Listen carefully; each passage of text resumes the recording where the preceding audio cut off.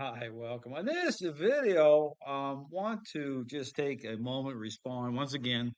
Murdaugh trying to kind of rewrite history here, okay, when it comes to his dog Grey Goose. I'm talking about, what he did with her when he got her and how she's, changed today. What's the difference? Well, here's just again, just a clip from this video, but pay attention to this. I'm going to talk about this in terms of talk about a reactive dog, a dog that is stressed. Well, it's very clear here that that is, Grey Goose. Goose's natural reaction to sounds that are unfamiliar or things that come out of nowhere. She wants to avoid those things. Now you can see in my earlier short. Now, right here, okay, you'll see he's got Grey Goose out. People are out for Halloween. There's leaves blowing around. There's a little bit of wind here. But if you pay attention to Grey Goose here, you can tell this is a stressed dog. Okay, this is a situation where Murdaugh did not endeavor to resolve her issues.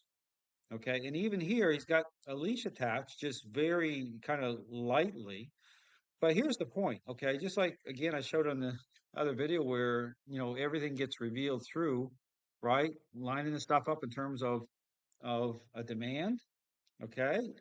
Grey Goose understanding intent by way of the leash, okay, directionally, which exposes, okay, the nature of the relationship, okay? And here's the same type of thing, right? Because if you were to put the same test on Grey Goose right here, she'd go into she'd lock down. When I first got Goose, this is actually Look at her, see her, you just tell from her head spinning around. She's stressed. Okay, she's holding a level of control in the relationship with Murdaugh. something that I did with her. It was the week of Halloween. I got her on October 19th. So I was already working with Grizz and his owners at that time. And so they invited me to a Halloween party and they said I could bring Goose. So I thought it'd be a good opportunity to bring her to an environment that she may not be comfortable in. So his thing was bring her to an environment she may not be comfortable with. So he's showing this like this kind of early on in the relationship, but understand that the core ingredients even here are not reconciled to actually, take the stress off of her, the change, shift her focus, okay, to intercept her state of mind. She's left dangling out on the loose leash. To further socialize her and to also kind of test her out. I wanted to see where she was at. Well, the test she's already failed. Okay, there's no test. The test is right. I show it. What's a test? In terms of the current state of the relationship, it's a test that was finally put on her just recently, right? But then you package it all up with her issues. Understand her issues have not gone away. I mean, understand that right here, he's assessing, but assessing how? This isn't tied, this isn't about real, connection in the way in which it's going to establish, anything in terms of a proper assessment. And this shows you that she's stressed. She handled all the different sounds. There are also dogs passing through, the kids making noise. Because this is about putting her outside. Well, let's just let her deal with it on her own. Okay. The loose leash isn't the way to go. Okay. This is about influence and control being reconciled to affect, okay, change your focus, affect your state of mind. If you watch my videos, you'll see how I'm doing this in certain environments, okay, to actually, take the stress off the dog. There's a lot happening, and you can see that it did make her a bit uncomfortable. But the best thing you can do, and you'll see, is I'm not talking to her.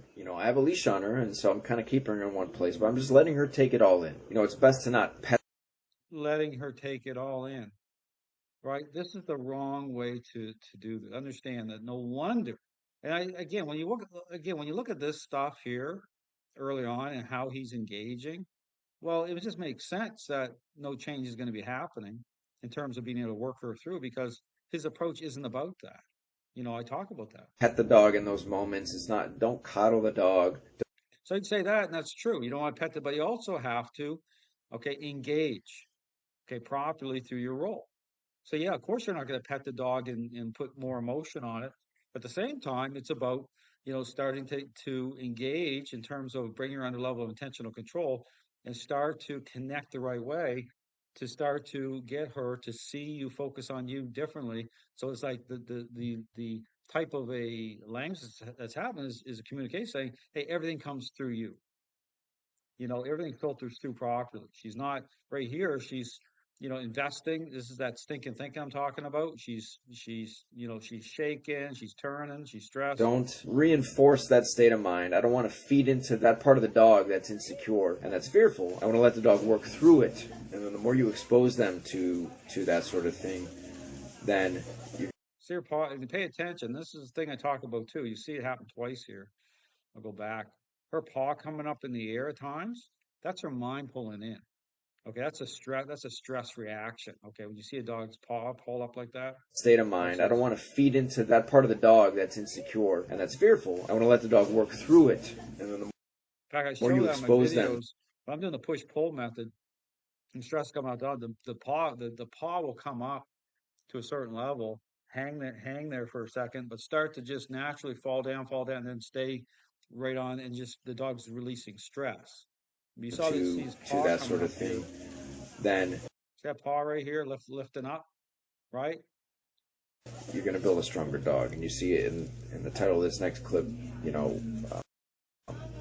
making So yeah, so nothing. All to say that nothing has changed because understand this is his approach, right? To leave Grey Goose dangling out on the loose leash. Okay, I mean that's really what it is. This whole thing about appearances. The core ingredients I talk about, they're not reconciled through his approach. So nothing's changed really at all from that moment there to, that whole off leash thing I talked about. That's a shell game. Robert Hines does the same thing. It's, the way to know is to put the relationship to the test, okay, is through lining up properly in terms of influence and control, that connection to the relationship through the leash, right? Bring a dog under level of demand and the level of agreeableness or disagreeableness. And then through that level of disagreeableness, and then you can line everything else up. Okay, the shaky, the reactivity, the problems in the relationship. But if you're in denial, okay, then how do you respond to that? So again, interesting. The more he puts out, right, the more content he puts out, the more it just shows you that his methodology is so many holes through it. You could drive a transport truck. Okay, that's just the reality. Go watch the video where he has the golden retriever, biting into the owner, bypassing him, the hand clapping, the foot stomping, and this whole loose leash thing. He can't get it. He can't get around his head around this. Why does it be a problem? I mean, it's like, it's all about understand it truly is about your role. Understanding what your role is, understanding how it comes together through not just leadership, but influence and control to change the focus of the dog, to get the dog to release that stress, to start to change the dog's focus, to start to stabilize the dog's mind. This Gray Goose, and I'm saying this is fixable, but his ideology prevents him from working through it. Thanks for watching.